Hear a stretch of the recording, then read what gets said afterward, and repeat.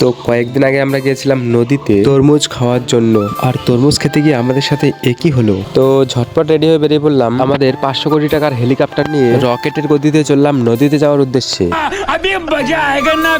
তারপর দেখো নদীতে যাওয়ার রাস্তাটা ছিল পুরো হাই রোড। তারপর নদীতে এসে দেখি নদীর মাঝখান দিয়ে একটি জাহাজ চলছে। না আসলে নদীতে বন্যা এসেছে, তো তাই নদীর মাঝখান থেকে তরমুজগুলো ট্রাক্টরে করে লোড করে নদীর এপারে নিয়ে আসছিল। তো আর কি, আমরা তো আর এই সমুদ্র সাঁতরে নদীর ওই পারে গিয়ে তরমুজ খেতে পারবো না, তাই মন খারাপ করে চলে যাচ্ছিলাম বাড়ির দিকে।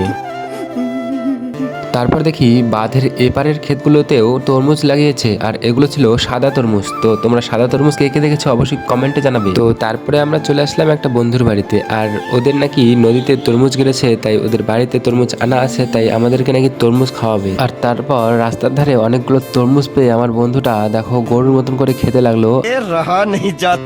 আর এটা ছিল পচা তরমুজ। তো পচা তরমুজটা মুখে দিয়ে ওর রিয়াকশনটা দেখো কিরকম ছিল।